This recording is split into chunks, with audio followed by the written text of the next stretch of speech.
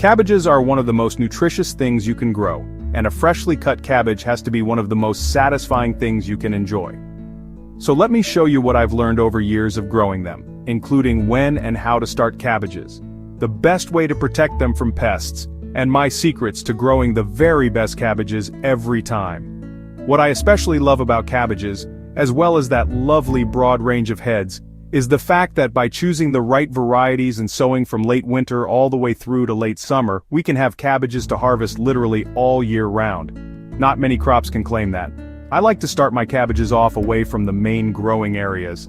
Now you can of course start them in the ground where they are to grow, and they're worth every square inch, by the way. But by starting them off in little pots or plug trays, it means I can have something finishing off in the ground while my cabbages are starting off. I can kind of overlap my crops that way. And then the cabbages will go out as nice young little plants after about a month or so. And today, I'm sowing a variety that's perfect for sowing in late summer to give us a harvest in mid-spring at a time actually when pickings are really rather thin. This will be very welcome indeed. And now I'm just going to get on and sow. I've filled my little tray here with just an all-purpose potting mix that's been sieved or screened. And now I'm pressing it down a bit to leave little depressions to sow into. These are quite generous plugs, so I can grow them onto a fair size. You could probably get away with something like this if you're going to plant them out a bit sooner. But I reckon slightly bigger plants are pretty good. It means I can overlap nicely. And in go 2 seeds per plug. Now any crop in the cabbage or brassica family germinates super easily, so there's a good chance I may get both seedlings come up here from the 2 seeds. But I'm treating this as a bit of an insurance policy just to make sure. The cabbage seeds aren't expensive, so I might as well do that and just kind of save myself the heartache of an empty plug. You can also sow into a pot like this across the top and then cover with more potting mix. Then once the seedlings are up, which at this time of year will be within a week, they can be carefully jiggled out of their pot, gently teased apart, taking care not to damage the delicate roots, then potted on into their own plugs or pots. This is a great way to sow if you're especially short on space. But transplant the seedlings while they're still young, so they settle into their plugs without so much as a hiccup. I've got plenty of space in seeds, so I'm skipping that step by just sowing straight into my plug trays. And with them sown, all that's left to do is cover them over with a bit more of our potting mix. These guys are sown, labeled, and under starter's orders, but they're not going to race away until we fire the starting gun. And to do that, we need to water them, of course. Now, use a can, fitted with a rose, and just keep the water moving like this, passing over several times so we're not unsettling that potting mix, and the water will go down nice and deep. Now I'm going to move this to a bright spot, but not in direct sunshine, so they germinate and they aren't baked, and then I'll plant them out in maybe 4 to 5 weeks. Like so many of the vegetables we grow ourselves, there's a mind-boggling range of cabbage types and varieties to choose from. There's the richly puckered Savoy types, the warming, cuddle-in-the-mouth joy of red cabbages, super prolific drumhead types, and the nimble and quick-pointed or spring cabbages. And there are even cabbages that will store for many months. And here are some cabbages I sowed about a month ago. Now can you guess what they are? Well, they are Savoy cabbages, the absolute royalty of cabbages in my opinion. I love these bad boys, sweated down with a splash of water, lashings of butter, and repeated grinds of the peppermill for an absolutely otherworldly experience. These are the best cabbage, absolutely. Now you can see here they've got a few holes in the leaves. That's because of flea beetle, a common problem in the summer, but what I've done is I've shaken them off so all the beetles ping away, and I've had them isolated, and I've been keeping a beady eye on them to make sure they don't return, which they haven't. There's a little bit of damage, but it's just cosmetic and these will bounce back. So let's get them in. Cabbages can be planted out any size from this point upwards. Now the soil behind me here is lovely and free draining, but it's just had a crop of shallots which have come out and it's quite dry and obviously going to have had quite a lot of nutrients taken out of it.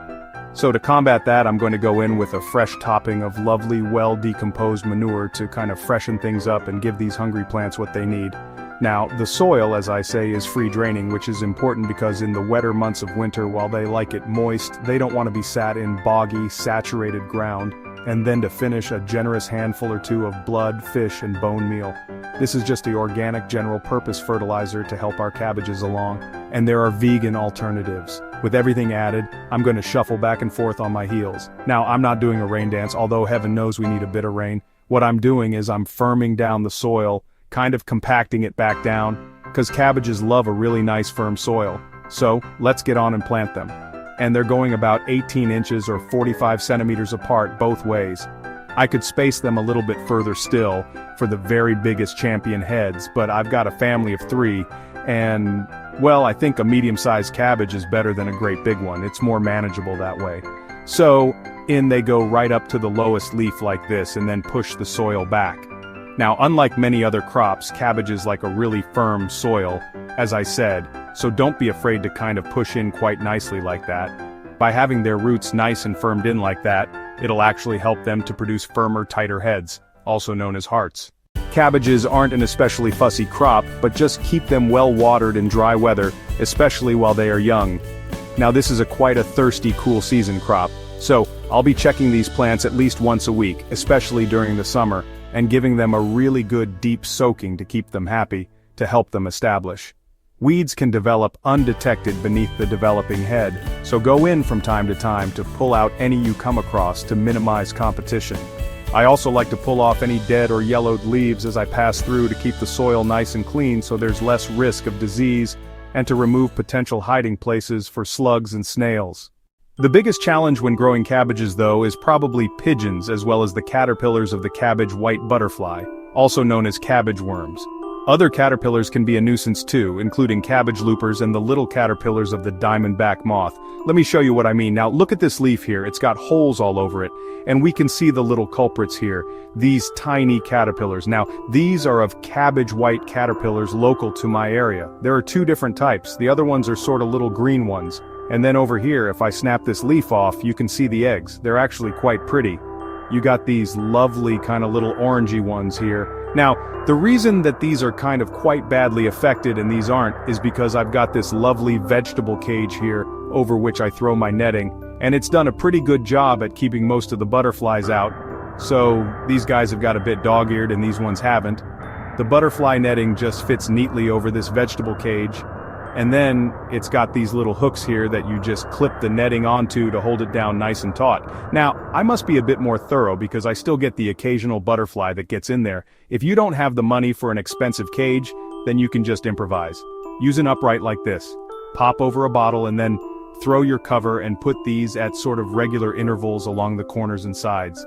Now these are still quite small, my little plants. So I'm going to make a sort of little arch for them like this, and then I'm going to just put my netting over the top like that.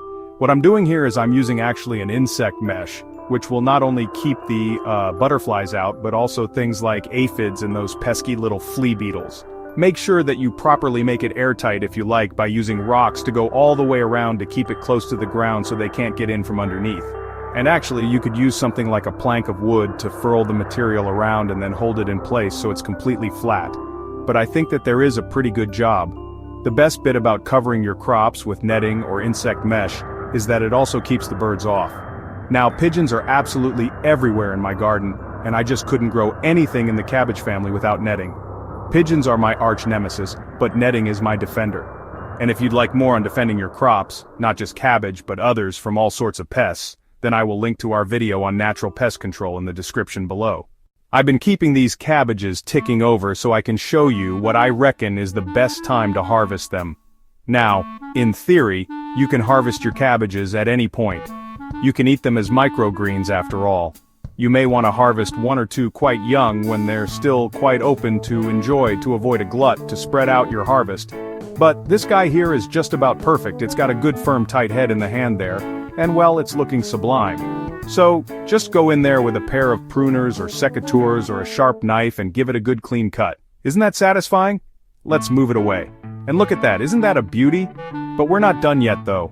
Make the cut high enough right up to the base of the cabbage, and you'll be left with quite a long stump like this.